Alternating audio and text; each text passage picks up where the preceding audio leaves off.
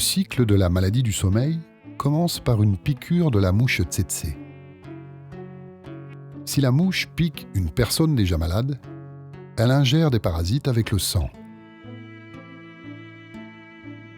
Ces parasites, les trypanosomes, se concentrent dans le tube digestif de la mouche. 20 jours plus tard, les parasites migrent dans les glandes salivaires de l'insecte. À la prochaine piqûre, la mouche tsetse contaminera une nouvelle victime.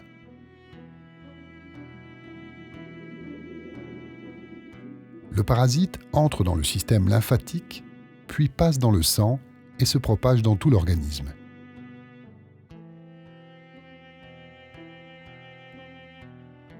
Dans un premier temps, les défenses immunitaires attaquent les parasites. Pour se défendre, le parasite mute, prend une nouvelle forme, échappe au système de défense de son hôte, jusqu'à ce qu'une nouvelle vague d'anticorps le reconnaisse et l'agresse. Ce cycle d'attaque et de défense se reproduit plusieurs fois avec l'apparition de symptômes tels que des poussées de fièvre, maux de tête, douleurs articulaires. Symptômes qui traduisent à l'extérieur le combat intérieur entre cellules immunitaires et parasites.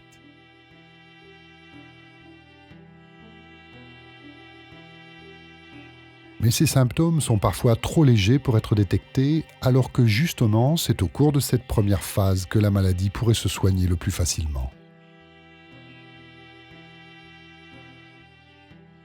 Quand la maladie n'est pas soignée à temps, le parasite se dirige vers le cerveau.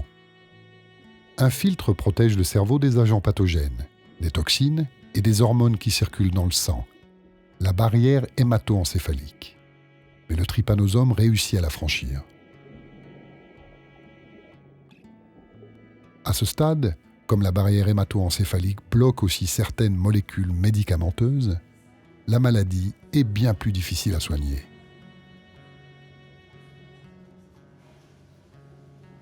Une fois que le trypanosome est parvenu à se glisser dans le cerveau, le cycle du sommeil se dérègle. Le malade, qui souffre de confusion mentale, de troubles de la coordination, alterne des moments de grande fatigue et des moments d'agitation. Il dort le jour et veille la nuit. La détérioration de son système nerveux le plonge finalement dans un coma. Sans traitement, c'est la mort.